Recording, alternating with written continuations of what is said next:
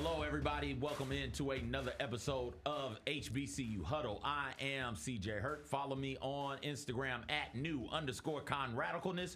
Joined alongside by Mike Wallace. Follow him on Twitter at @MyMikeCheck. Mike, what's going on, man? Hey, everything's going on. We were just talking about it, CJ. Welcome into another edition of HBCU Huddle. You know, this time of the year, even though we're outside of the football season, there's always news developing. There's always things that are hitting the radar, man. And I'm looking forward to another great show, man. How you doing, brother? I'm all right. I'm all right.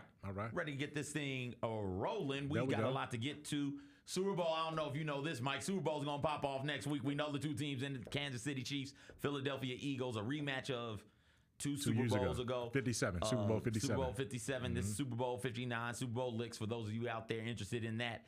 And we've got HBCU flavor all over the game. We'll talk some in our Culture Maker segment about two players who will be playing in the Super Bowl in prominent positions and who have graduated from HBCUs or spent time, rather, at HBCUs. So we're going to talk about that. We got a great pick six for you. Look forward to talking about that. I think it's I want to make sure I get the title right. The 6 most impactful former NFL players to coach at HBCU. Yes. Right? Yes. So we're going to take a look at Run that by me one more time. Because 6 most impactful NFL stars to become HBCU head football coaches. There we go. That's a mouthful. It's a lot pick to six. say. Yeah. It's a lot, and now that I'm glad that you did it, because thinking about it was like, oh yeah, he was here. Like people think about NFL stars as HBCU coaches, and immediately they go to Coach Prime. Yeah, and it's like Coach Prime. Oh, and Eddie George. Yeah. Not realizing or not stopping to take a beat that there's a history there. That there's a very big history there no question. of NFL players, stars coming to the HBCU levels to coach and have an impact. So I think that'll be a great pick six. Everybody look forward to that. But we start today's show with the news. Happened on earlier this week. I do believe it was Tuesday. Jackson State, Grambling State, Allegiant Field, Las Vegas. Those two rivals will be headed to Vegas, Mike, to play in the same stadium that the Oakland Raiders play in. One of the nicest stadiums, not just in the NFL, but I think in all of sports. Mike, when you saw this news as a Grambling State grad, did you think about getting your tickets? Did you think about hopping on the flight? Hey, I'm there. Give me the date again. I don't even know when it is again. The date is October 25th. October 25th. So that's in the middle of the season. So that's not even that's not even like a tip-off or a kickoff game. That's like dead smack in the middle of the season, right before you get to the, it's going to be conference and division titles on the line. It seems like that's a conference game. Yeah, we were trying to figure it out. So to move that game there says a lot. I know I'm excited about it. I got to be there. Like, I don't even know what the Grizzlies' schedule is going to be at that point. The regular season would have just started for next season that week. But I'm hoping we start off on the West so I could just take a short flight from wherever the Grizzlies are to where Grambling is, because I'm definitely going to be there. Look, we're the defending champions who beat the champions. Wait, what? Mike, hold on. What the hell are we doing? We're the defending. Hey, look, you know how wrestling is. I'm going to call it the Intercontinental Championship. We're the defending SWAC Intercontinental Champions because we're the team that beat the champions, right? So, hey, listen, they got to come through us. Grambling beat Jackson State last year, smoked them in Grambling. Now they get a chance to play them again next year, and it's going to be in Vegas at Allegiant Stadium. I've never been to that NFL stadium. I've been to it. It's new. Yeah, I've been to it. I've been around it. Yeah. I haven't been in it. And I'm looking forward to being in it on that game day, man, and it's going to be fantastic. So I'm already calling it right now. HBCU Huddle 2025, we're going to represent in Las Vegas for that game. Big-time game. Big-time game. Read an article by Kim Rashad of HBCUsports.com. They do great work. October 25th, like I said, is the game day. Vegas Tourism Bureau has approved $350,000 for this event. I'm not sure what the breakdown of that is. I don't know how much the teams are getting for going out there. I don't know if it's all $350 for advertising or what. You'd have to assume this is Jackson State, one of the most prominent HBCU programs right now. Yeah. Whereas Grambling State, historically, one of the most prominent HBCU football programs. I would assume it will get on ESPN. one of the like big boy ESPNs. It's got to be. It's got to be. And it's you know Jackson State's fans are going to travel for that game, and you know Grambling as a smaller fan base will be there, but Grambling attracts a lot of kids and a lot of people from the Californias and the West Coast and all of those kind of things. So it's a great place to meet there. It's going to be a lot going on that weekend. I can't wait to see the events that go on around it, because you know the bands are going to be represented. Mm-hmm. Even if you just go for the Battle of the Bands in Vegas in October for a great football game and all of the stuff that's going to go around it, man, it's look, at a time where I know it's going to be a struggle for a lot of classics to continue to move forward, and we have one right here in Memphis, in the Southern Heritage Classic. We don't have the dates or the opponents yet, but we do have that game, and it's good to point to something already. I'm excited about it, man. I'm ready to go.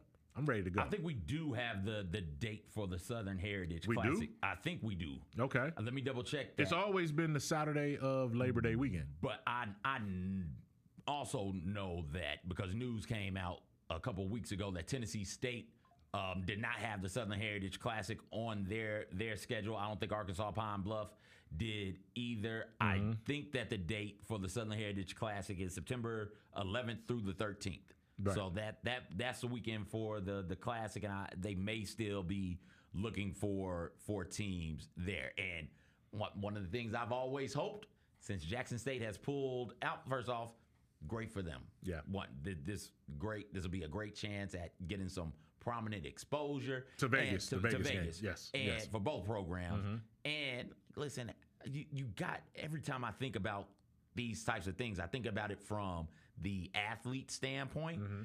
You're Jackson State, you're Grambling State. You got a bunch of young men from Mississippi, Louisiana, Arkansas, Western Tennessee, Texas, who have probably never left the region. Right. Certainly a probably good chance that most of the dudes on this roster never gone to Vegas. Mm-hmm. Never go. So getting a chance to do something like that on these schools, Don, is something I think is great, because that's what college is about. It's about experiencing the world and seeing what all is out there, and what better place to do it in Vegas. So to see them get out there, I'm happy for them all. Selfishly, though, I want Jackson State to come back to Memphis. I want it to be Jackson State, Tennessee State in the Southern Heritage Classic, because I know what those numbers look like. Yeah. And I know what happens with the tailgate. Tailgate goes on sale May, June, something like that. I can't really remember, but sometime in the late spring, early summer, tailgate tickets go on sale. And it used to be Tennessee State, Jackson State, you better get them that day, because they're gone. Uh-huh. They're gone. We talked to a friend of the program, Kelvin Gates. Yeah. Say, hey, finally I can get to a tailgate now, because Jackson State's not here all of a sudden, right? So, and when you look out into the crowd and you look at the numbers, you see, okay, it does hurt.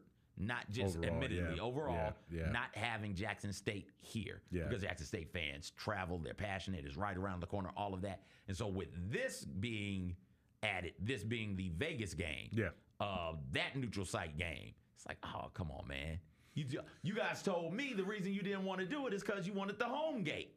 Well, now you're going out there giving up the home gate for Vegas, which is an incredible experience. I don't want to knock them, but selfishly, I want them here in Memphis so very, very bad. I see it, but you're playing in an NFL stadium, a brand new NFL stadium, in a market that's going to be potentially hungry for HBCU sports, because they don't get it. Vegas is a diverse city. It's a transient city, but it's a diverse city. When you talk about all the people that can get there and come there, it's a big event city. Mm-hmm. And if you're going to sell your home game to go somewhere, I can't think of many places better than Vegas and that stadium to be able to do it for. I get you. I understand the historical value of Jackson State being in Memphis. But Memphis has to also do its part to continue to evolve as well, too, and make it attractive and make the gate what it needs to be. I don't know what the money. We didn't go over the money for this yet, right? We haven't seen it yet. All I got is $350,000 approved for the event. So okay. I'm almost certain that that's not $350 split. No, that's got to be amongst each, the schools, and even that's low considering what you're getting now, right? That's not appreciably more than what you got from here. That was the other thing, but I'm not sure if that $350 is just advertising, right? Like, Okay, hey, we're going to okay. put $350,000 into this event for the use of the stadium, the Yeah, referees, yeah. the hidden costs of putting on an event like this, Yeah. and the advertising. So I don't know how much the schools are getting. Right. But for those of you who don't know, might not remember, Southern Heritage Classic was given $100,000 for each. No.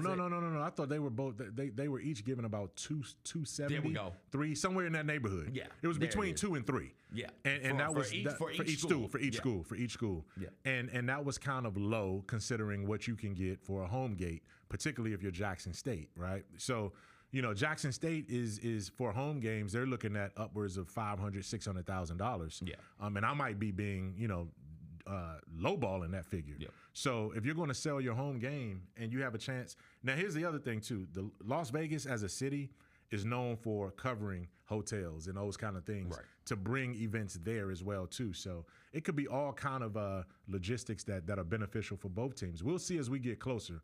But just the fact that they've announced this game and that they're going to be selling tickets for this game, it's one you can definitely mark your calendars. Absolutely. The Raiders have had over 50 players from HBCUs.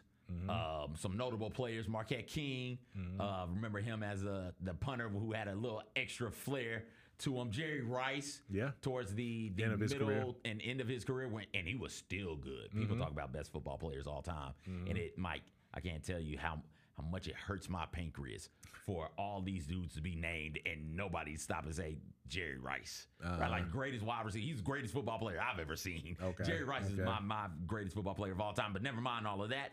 Marcus Hinton as well, Alcorn State stud, also spent some time with the Raiders. So Vegas is thinking the Raiders as a franchise and organization, they're thinking, hey, we've got a healthy pipeline, HBCU to Raiders pipeline. Our fans are familiar with HBCU players because Dominique Rodgers-Cromartie played here, and amongst others have played here. So there's also a bit of an interest in these two schools from that standpoint as well. There's a familiarity. They know the HBCU culture, and then even just the contributions of African Americans and blacks within that organization. Arshell is the first African American coach for the Raiders, right?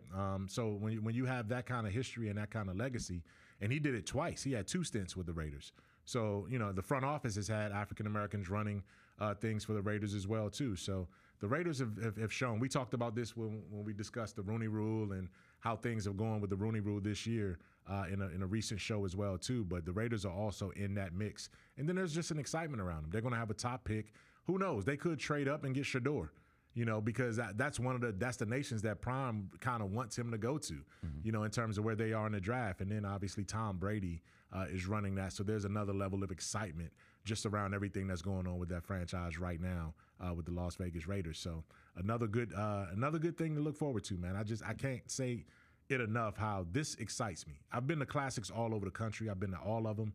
I don't know if this is going to be called a classic or whatever, but it is going to be a game and a matchup that will draw a lot of interest from a lot of different sectors. Absolutely. Big moneymaker for not just those two teams, but hopefully the SWAC in general. And maybe this could be a thing similar to the MEAC SWAC Challenge that we get every year, where it is, okay, this is one of those sort of new events, one of these new, not necessarily classic, but new neutral site games. Yeah. Mike's did a great pick six most impactful NFL stars to become HBCU head football coaches. Fresh off of our conversation about the Rooney Rule last week and head coaching in the NFL, we decided to take a look at the HBCU level. Mike Vick, Deshaun Jackson recently announced to be head coaches at Delaware State, Norfolk State, respectfully. We've got Eddie George still here. Deion Sanders came through. So Mike was like, yo, I want to take a stab at this. I said, and hell, who am I to tell a man? No, Mike, your pick 6, starting off. We ready for it. Let's go. We got all 6. Just bam, just jumped all off. So 6 right there, as you can see, Stump Mitchell. Excuse me. People often forget about Stump Mitchell, but for a long time, he was a great return specialist in NFL for 9 seasons. Led the NFL in returns. Yards. Yes. 81? Yep, 81 is when he led the NFL in return, punt returns. And, just a great special team player. He was one of the first ones that you just knew could make some big plays in the return and special team game. But he went on to be a coach at Morgan State, and I remember covering him early in my HBCU football coverage career, he was at Morgan State there. 5, Ken Riley. He gets forgotten about. He finally made it into the Hall of Fame 2 seasons ago. Should not have taken him. It shouldn't have taken that long. He was top 5 in interceptions. Still, still is. Right. So, Ken Riley, obviously a great player, Pro Bowl type player for the Cincinnati Bengals. Came back to his alma mater to become a head coach, had some good playoff seasons and winning seasons at FAMU, and then went on to become FAMU's athletic director before he retired. So, Ken Riley, shout out to him. I watched Field Trip. That is the documentary Jonathan David did, a little short documentary, maybe about 10 minutes long, about Ken Riley's journey from FAMU to the NFL, back to FAMU. It was pretty good. It was the Coca-Cola HBCU Sports Production Grant winner this past year in 2024. I'll send it to you, Mike. It's a good watch. Cool, man. Cool, because I had a chance to be around Riley a lot, covering you know, FAMU. yeah. I know him. I know the family. I remember sitting in his office and, real mild manner, really, really nice guy, right? And, he didn't take a lot of mess either, man. So, Ken Riley is a true, legit guy. And, the one thing about Ken before I move on is that people don't realize that he was a great quarterback, not just HBCU quarterback, but he was a great championship quarterback at Florida A&M. But because of the times when he went to the NFL, the opportunities weren't there. So it was, hey, you want to play wide receiver or you want to play defensive back? We know you have the ball skills, the hand-eye coordination to be a great NFL player, but it just can't be at quarterback. Had Ken Riley come out today, he would be a quarterback. One of the great what That's ifs. what I'm saying. One of the great from people, that standpoint. Don't take for granted where you are right now in history. Because Patrick Mahomes, Jalen Hurts in the Super Bowl 20 years ago, 30 years ago? Yeah. That's not going to happen. That's not 20. right. Let me take it back. Nah, It's 20 30, is 2000. 30 years ago in my lifetime, right? Yeah, And I'm old, but I'm not that old. Yeah. I remember being able to sit down and say, Mom, who are you going for? I'm going for the team with the black quarterback. And it's only one of those running around, right? Yeah, It was only 3 or 4 in the league for most of my life. Yeah, So don't take for granted where we are right now. I remember growing up, and to that point, man, I remember, when I first became aware of my fandom, the 2 quarterbacks that everyone looked at, African Americans at that time, were Warren Moon and Cunningham. Yep. You know what I'm saying? So it was one of those things. Randall Cunningham and Warren Moon were the 2 guys, right? So Mike, all I could add to and then that, Doug Williams was in that realm too, back in that time. But yeah, Warren Moon, Cunningham. I think Steve McNair. He came later. I'm talking about yours. Yeah. I snapped the consciousness. That was a decade later. Who's running around out there black playing quarterback? It was those 2. It was Steve McNair. And when I snapped 2, I think Cordell Stewart might have been the other one. He was in during that time. I think that was it. Yep. And now you look up and it's so common now. Yeah, It's nothing. And people might say, oh, here's this black guy coming out of college. He's super athletic. We got to move him to wide receiver, right? Yeah, That's a Bill Polian and Lamar Jackson thing. We got to move him to wide receiver. We got to move him defensive back. He's big. Cam Newton is big and physical. Put him at tight end. Let him run routes. And now we exist in a place where no. Let him be a quarterback. Let him be a quarterback. Let that athleticism shine in the backfield, throwing the ball around the field. No question. I'm so glad, and I hate that we didn't get that for Ken Riley. Although 65 interceptions ain't half bad. That's what I'm saying. 200 plus games ain't half bad. 15 years ain't half bad. That's impressive. For that not to even be your position, right? For it to not to be your position. You know what I'm saying? So Ken Riley opened the door, but because of his sacrifices, for number 4 on my list, Mike Vick, to be able to come in, and by the time he got to the NFL, there was no denying that you needed to put this young man at quarterback and keep him at quarterback. You got him at 4, and he hasn't done him anything. At 4, but the brand, the way that he's impacted the Norfolk State brand already is one of those quick turnarounds. He hadn't done anything yet, but I'm saying in terms of the most impactful so far, he's had an impact, because I don't know if anyone was even talking about Norfolk State before this happened. And just brand awareness and what he's going to be able to do with eyeballs is going to be impactful at 4. Number 3, Eddie George, both because of what he did in the NFL and where he did it, and then to go right in the same city to go take over at Tennessee State. Eddie George didn't have to take that job. He was certainly fine with where he was in his career and his life as a businessman after football, but this is something that was impactful for him to do it at Tennessee State right there in Nashville. So that's 3. 2, Deion Sanders is what it is. Like, he bought the flash bulbs, he bought the spotlight, he bought College Game Day down at Jackson State. Jackson State is one of the biggest, most influential HBCU brands already before Prime ever arrived. And for Prime to take it to the level that he took it when he was there, it was just a perfect marriage. And now you see Jackson State as the reigning HBCU national champions because of the standard that he sort of reset at that school. And then number one. Oh, wait. Yeah. On Prime in George, because they popped off real close to one another. Yeah. Deion Sanders first, and then the next year, I think Eddie George. George, yep. Right. Eddie George getting that split of the conference title, making it to the FCS playoffs after incrementally getting better, has been one of the things that has impressed me the most from any coach, right?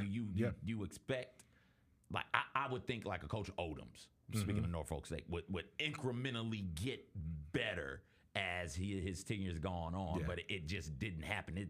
You can't take that, talk about not taking black quarterbacks for granted. You can't take incrementally getting noticeably better for granted, because eventually, if you start off winning 4 games and all you do is win 5 next, and all you do is win 6 the next, and all you do is win 7 the next, eventually you win 9, 10. If you can win 9 or 10 games, you got a shot at being a conference champion, in Eddie George's case, finding your way into the FCS playoffs. Yeah. Jackson State, not just from an HBCU standpoint, but from an all of FCS standpoint, has the most passionate fan base.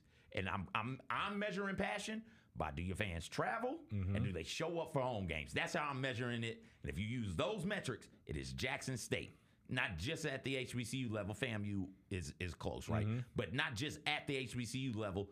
And all of the FCS, think about all those power programs in Big Sky Country. Yeah. Montana State, North Dakota State, South Dakota. Like, all of those that are fighting for national championships, they don't sell like Jackson State sells. Right. It's not them who get to go to Vegas.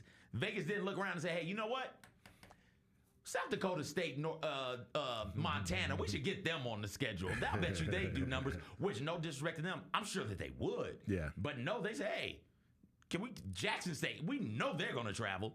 Orange Blossom Classic, they travel. Southern Heritage Classic, they travel. They travel to away games. Yeah. They're routinely selling out. And it's not ticket sales sell out at the Vet. It is actual asses in seats sellout of the Vet. Like, booties are there at the Vet. Not only are they there, they're outside at the tailgate. And it's 15,000 more out in the tailgate that never even go inside. It's good stuff. And it was good before Prime got there and before Jackson State got good. Jackson State was like bad from a on the field standpoint, and the passion was still there. And all Deion Sanders did, I say all like it's easy to do, but all he did was come in and take that to another level, like you said, which was game day. No matter how good Jackson State is, game day's not going to Jackson, Mississippi, if Deion Sanders isn't there. No question. That's big. No question. It definitely is big from that standpoint, man. And then number one, I think people overlook Doug Williams' impact. I was there when he went. I got a picture in my office right across the way now of Eddie Robinson's retirement and Doug Williams taking over that same press conference. And I was there, covering it, having just graduated, left Grambling State University, still covering that team. And that was just a remarkable day. And I remember when Eddie left, when Coach Rob retired, Nike had just started a campaign and a endorsement deal with Grambling. And Nike took it all the way to the next level. Doug was able to come in and elevate the program, and they did their international thing, and they won a couple SWAC titles, man. So, and Doug has come back twice, just like Ken Riley came back to his alma mater. Doug has come back now twice for Grambling State, and then now he's an executive with the Washington Redskins. He's been that for the last decade or so. Commanders, and they'll always be skins to me, man. But bottom line is that what Doug is doing historically for HBCUs as a player, then as a coach, and now as an executive, and what his organizations are doing to keep spotlight on aspiring NFL players coming out of HBCU ranks with the Senior Bowls and all of these other kind of combines, opportunities, man, and camps is just remarkable, man. So that's my 6, 5, 4, 3, 2, 1. Stump Mitchell, Ken Riley, Michael Vick, Eddie George, Deion Sanders, and Doug Williams will always be number one. Because Grambling State obviously is always going to be number one for me as my alma mater. Oh gosh! But that's a legitimate though. That's that could be when you have bias. Yeah, that could be I'm straight up with that one right there. Yeah, just let the people know that's not that. Only one I might have something to say about is Mike Vick, because again, I want to see him do something. It's undeniable that the energy infusion into that program and the interest, not just from people like you and I, people who are covering HBCUs, but nationally, the people who only care about national type stories, that sort of interest is with Mike Vick right now. So I can follow how you get Mike Vick at 4 there. Doug Williams felt like whenever Grambling got into trouble, hey, Coach Williams, can you come back? Yep, I'm there. I'm on my way. I'm back. And for the longest, he was the most prominent, I think, HBCU grad, because he was the first black quarterback to win a Super Bowl, to start a Super Bowl also, right? Yeah. Yes. And he won. And won. Yep. I think that carried a ton of weight, significance because too. that was one of those moments where it was, maybe black people can play quarterback at a high level, Maybe we should be giving and those set people records too, man. You know what I'm saying? Super Bowl MVP. Maybe we should give these people with the melanin a chance to throw the pigskin around the field. So, and I think that Doug Williams was willing to lend himself, not just in deed, but his name, also his credibility. Like, hey, here, not just Grambling. Coach Prime did this some. Eddie George has done this a bunch. Hey, here's my name. Off the strength of my name, not just at the university I'm at, but at all of these different HBCUs.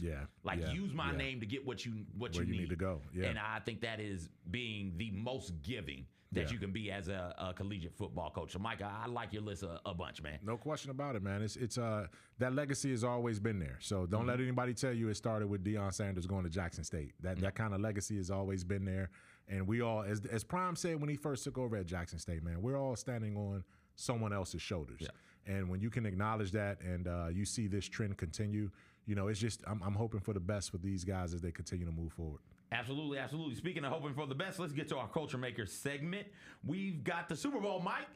Mike, before we get to the HBCU tie-ins to the Super Bowl on the field, and we'll take a look at the off-the-field stuff maybe next week. Who you got? 2 weeks out. Eagles, Chiefs. Super Bowl. We get. Kyra says there's only one answer. Kyra, you should only be prompting me when we need to do things, not to spew your Eagles propaganda. as a true Delawareonian, I don't know what we call people from Delaware, but the Delawareite, Kyra, she's like Eagles. See, I'm torn. I am torn. Like, I want to root for Philly, right? I want to root for Philly. I want to see them get over that hump. They played these guys 2 Super Bowls ago and probably should have won that game. They just, it was a fumble going in damn near in the red zone that cost them the game 2 years ago. And I remember watching that. I was in Boston at the time at a sports bar watching it with the Grizzlies, who played the Celtics earlier that day. But as much as I want to see the Eagles do it, part of me also wants to see history. I want to see Mahomes. We have a chance to see the Chiefs make history by becoming the first NFL team to win 3 straight Super Bowls. And that's never been done, obviously. And, you want to be a part of saying, hey, I saw something that had never been done. And once they win 3, who says they can't win 4? This team just continues to get better and better and better. And Mahomes isn't even 30 yet, right? He's not even 30 years old yet. So they can continue to put pieces around him to be good for a long time to come. So it's a toss-up. It's still too early, man. We got another show next week. I might have my true allegiance at that point. I just don't want to get on Kyra's bad side right now. I'm trying to get to the brunch. I'm double checking. Yeah, Kyra being exclusive with her invites. I'm trying to make sure of this. I'm pretty sure the last three-peat we had in professional American sports. Was the Lakers? Lakers, yep. Shaq and Kobe. Yep. Shaq, Phil, and 3-ring circus. Yep. And that was 2000? Yeah, 99, 2000, 2001 or something like that. It was 99, 2000. 99, 2000, and then the 2001, 2002 season. Yeah, you're right, Mike. So it's not just that you don't see three-peats happen in football. You don't see three-peats happen in any sport. In any sport. Yeah. So, I'd love to see some history, too. I'd love it more because if Patrick Mahomes and the Chiefs win, that would mean that our 2 culture makers this week, Joshua Williams and Bryan Cook, would also get their second Super Bowls. For both of them, Joshua Williams out of Fayetteville State. He went to Fayetteville State from 2017 to 2021. He was a first-team All-CIAA in 2021, fourth-round draft pick of the Kansas City Chiefs, 33 tackles, 6 pass breakups this year. First Broncos player drafted since 1973, and he was their first drafted of all time. If you in the regular draft, the 73 draft, somebody was taken as a supplemental pick. So like that was big for those guys over at Fayetteville State. Joshua Williams, last year I think he had an ankle injury that may have kept him out of the postseason. I think I might be getting them mixed up, but he's back. He's playing at a high level. One of those nickel cornerbacks for the Kansas City Chiefs. Our other culture maker, Bryan Cook, went to Howard from 2017 to 2018. 2017 all MEAC. He had ridiculous stats while he was at Howard those 2 seasons. He ended up transferring to Cincinnati, where he was a 2021 first-team All-American Conference selection. 78 tackles and 2 interceptions on the season for him this year. 2 players who are looking for their second NFL, well, not NFL because it's only one Super Bowl, looking for their second Super Bowl rings, Mike. That would be fun to see them go out there and get it. And it's not just, hey, they're on the team drinking, giving everybody water, holding down the bench, maybe getting some special teams work. No, they're on the field as a part of that Chiefs defense that has been playing at a really high level here. No question about it. I mean, you talk about the 78 tackles right there and the 2 picks. I mean, this is a guy that's, in that secondary doing some big things from that standpoint. So, these 2 guys have a chance to impact this game. The matchup, I don't know if the Chiefs have seen a more physical running attack than what the Eagles can do with Saquon Barkley, but Saquon Barkley doesn't have the depth in the backups now. Gainwell, who came out of University of Memphis, which is a local tie here, got hurt, got concussed in that game against the Commanders last week. So man, we could break it down, but from the HBCU standpoint, it's good to see that you're going to have that representation in the Super Bowl, because both of those schools can look back and look proud upon this game and say, hey, these guys started here and now they're here. Yeah, absolutely, absolutely. That does it for this week's show, Mike. Thank you guys so much for hanging out with us. We'll talk to you again next week. We'll look more in depth at the Super Bowl. We'll also break down whatever breaks. Mike, this is the time of the year where I love it the most, because I don't know what's going to happen. All I know is I got to be plugged in, dialed in, man. Absolutely, man. I got Absolutely. to be paying attention. Yes, sir. So we'll talk about whatever big news breaks, because something big will break in the world of HBCUs and black culture right here on HBCU Huddle in the Built for Tough Studios on Grind City Media. For Mike, I'm CJ. Everybody, take care.